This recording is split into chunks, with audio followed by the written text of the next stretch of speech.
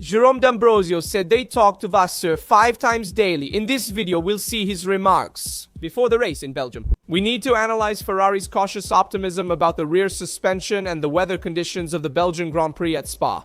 Let's also see what Button said about Hamilton, the statements of Jacques Villeneuve that are always up for discussion. But above all, let's analyze the new McLaren fund that will be brought to Belgium, and also the revolution that Red Bull is experiencing from within. Before we start, please leave a supportive like, and now let's look at everything in detail. Jerome D'Ambrosio and Loic Serra moved from Mercedes to Ferrari in the fall of 2024. While attention has been focused on Serra for his role as the new technical director of the Maranello team, D'Ambrosio has also taken on a crucial role. He serves as Frédéric Vasseur's right-hand man, playing a crucial role in the team's management. Concrete proof is at the 2025 Austrian Grand Prix when Vasseur had to leave the Red Bull ring for personal reasons. D'Ambrosio himself led the team over the weekend. The result was 3rd and 4th place for the Scuderia Ferrari, 25 behind the uncatchable McLaren's on a Sunday considered positive for Ferrari.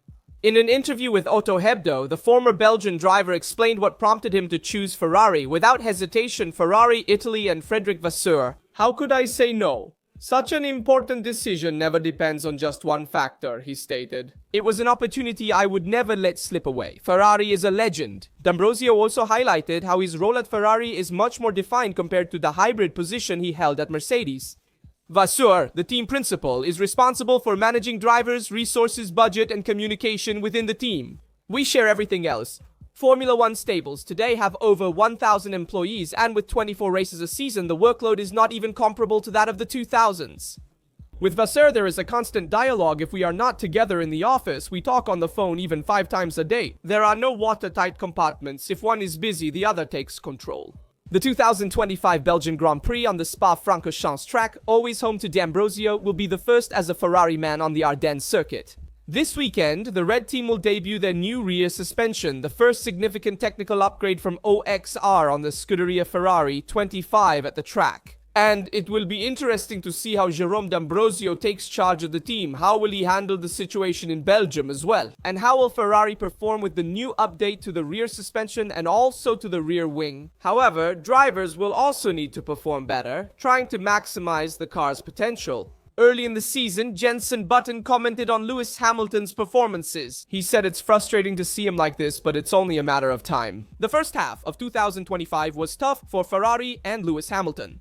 After 12 races, Leclerc is 5th with 119 points under half of the leaders, and Hamilton 6th with 103.16 behind his teammate. Far from Maranello's expectations, which were aiming for much more. The 7-time world champion in red made his debut. Even Silverstone, historically Hamilton's successful track with podium finishes since 2014, was no exception. The Brit finished off the podium, overtaken by a surprising Nico Hülkenberg. Some signs of recovery came with 2 consecutive 4th places in the last 2 races, but both were matured in special races where the competitiveness of the Scuderia Ferrari 25 remains inconsistent and too dependent on conditions, track and strategy. That's why the goal is for Hamilton to also bounce back at Spa-Francorchamps and aim for that blessed podium that he must conquer sooner or later with the red car. Jenson Button, his former teammate at McLaren, has gone out on a limb. You always expect Lewis to be equal or ahead of his teammate. But this year has been different. Changing teams is never easy, especially to a non-British one. The Italian Ferrari is new for Lewis, while Leclerc is deeply integrated with the team and speaks the language. It's challenging, but if anyone can adapt, it's Lewis. And as I told you, it's official, Ferrari will bring the new rear suspension to Spa this weekend, despite the sprint race weekend, so only free practice to work on the setup. And then the park firm reopens after the sprint race before the normal qualifications. Be careful if Ferrari has decided to bring this suspension already in Belgium with a complicated weekend like the sprint race and with uncertain weather that we will see later. It means they are very confident that this suspension will improve Ferrari's performance, otherwise they would have waited to bring it. The dynamic bench tests have shown an average gain of about 1/10 per lap. While the filming day on July 17th at Mugello was only used for data collection, Leclerc and Hamilton each covered about 100 kilometers on demo tires and with a fixed setup as per the regulations.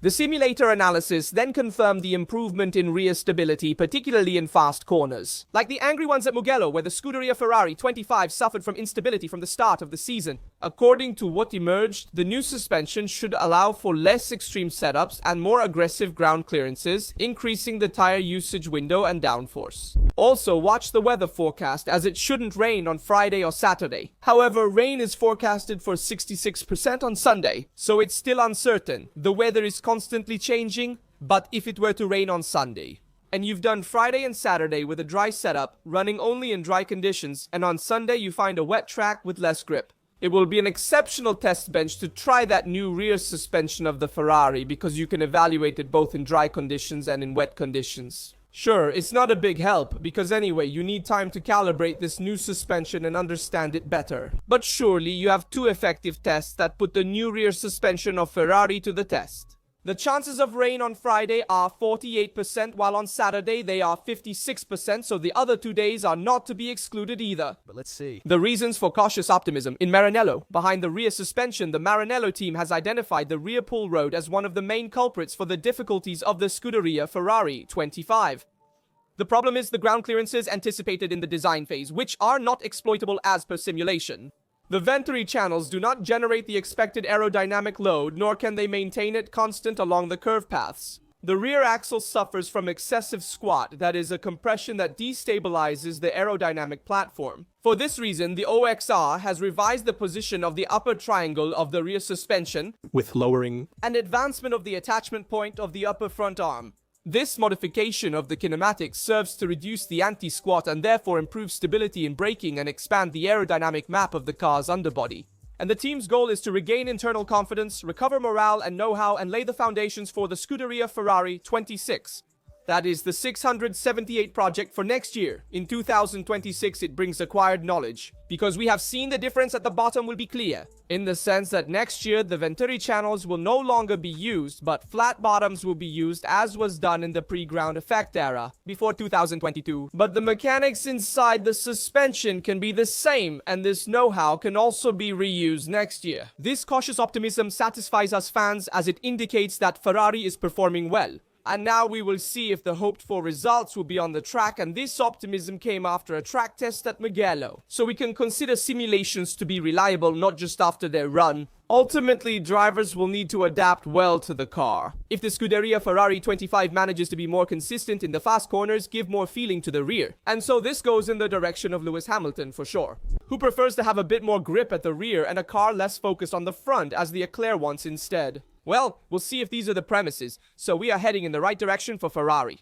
But be careful, not only will Ferrari's rear suspension debut at Spa-Francorchamps, but also a new McLaren base. In fact, if Ferrari starts to grow, the opponents are not just watching. Following targeted tests at Silverstone, the McLaren MCL 39 will debut the new base at the Belgian Grand Prix. Respect for Woking Team's systematic development approach. The approach is no risks, only components validated through a rigorous comparison between track data, simulator, driver in the loop, and computational fluid dynamics. I will see it this week when I go to Woking on Thursday and Friday, and I will also show it to you from the inside. The floor was tested in the free practice, one of Silverstone, then set aside for further analysis in the simulator. A choice that confirms McLaren's mentality to avoid hasty debuts and introduce updates only when every data certifies their real effectiveness. A strategy that reflects the growth path undertaken by the team since 2023 under the guidance of Andrea Stella. Oscar Piastri's decision not to use the changes to the front pull rod during the Silverstone weekend is interesting. After analyzing Norris's data and evaluating his own feedback, the Australian preferred to maintain the previous configuration, believing that the changes could negatively affect the balance of his MCL 39. In relation to his driving style, McLaren arrives at Spa with an updated package already filtered by comparative analysis. The team has never succumbed to the logic of forced experimentation, preferring to introduce innovations only after a certified optimization process. A modus operandi that has avoided evaluation errors, as has happened to other teams, primarily Ferrari. Since the technical breakthrough in 2023, McLaren has continued to focus on precise and targeted updates, avoiding the development errors that had hindered growth in the past. The new fund falls within this strategy, with the aim of expanding the aerodynamic usage window, improving high-speed stability, and refining the overall balance of the single-seater. The work conducted by Stella Marshall and the technical department is yielding tangible results with a comparative package, continuous improvement, and a rational approach. The team's evolution is evident both on the track and in their strategic maturity as they focus on 2026 while staying grounded in the present. And Oscar Piastri and Lando Norris are currently separated by only 8 points, with the Australians slightly ahead in the rankings. Both are in pursuit of their first world title. Driver's title, of course, and after McLaren won the Constructors' title last year, proving to be the best car on the grid, now they use this modus operandi, which they've been using since 2023, to bring updates only when they are effective. Going to do various tests in different Grand Prix. We remember in Imola when they tested the new front wing, the less flexible one, which then debuted in Barcelona, so they were ready before the other teams and were not caught unprepared. The new bottom, already tested at Silverstone, makes its debut later at Spa, after evaluating the data at the simulator and the driver in the loop, and also at the computational fluid dynamics. In the fight for the World Championship, some cracks emerged in Canada and at Silverstone.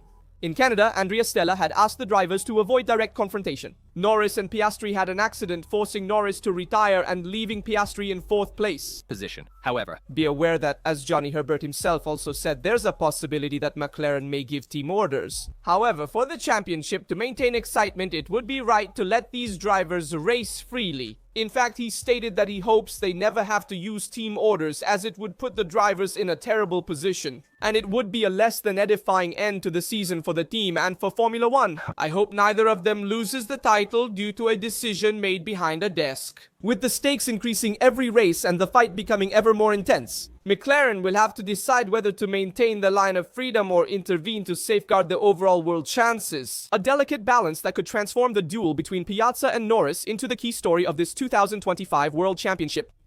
And be aware that if McLaren brings updates to Spa, so does Red Bull. With a new strategy from now on to rebuild the team, Red Bull arrives at Spa-Francorchamps with a package of updates that confirms a change in strategy compared to the initial plans. Initially planned for Zandvoort and Monza, some updates were brought forward to the Belgian Grand Prix due to the need to respond to the growing trend of McLaren and Ferrari. Among the changes already introduced is the new floor, which appeared at Silverstone, designed to improve the management of aerodynamic load throughout the lap and progressive aerodynamic updates spread over several stages. according to one, in a strategy of continuous refinement, the goal is to try to improve the understeer of the RB21 and therefore not lose that aerodynamic balance at high speeds, putting too much load on the rear, which is a problem for Red Bull because then you end up having a front that is not precise enough. Technicians often intervene on the incidents of the front wing to improve understeer, but the results are not always as expected. And so the choice of setup is crucial for Red Bull, which aims to improve it with this new bottom. On tracks like Miami, where tire internal temperature is crucial, Red Bull has struggled with high surface management but remained competitive. Red Bull's new method is less improvisation but more simulator, and also to anticipate updates to focus on 2026 as soon as possible. This strategy has been implemented by Laurent Mechier, Red Bull's new team principal. After the complicated weekends in Austria and England, Red Bull is looking for a concrete response to rejoin the fight at the top. And be aware that if Red Bull continues down this path, on the other side we have Christian Horner, who was fired from Red Bull, who has had contact with Cadillac and could become the new team principal of the team,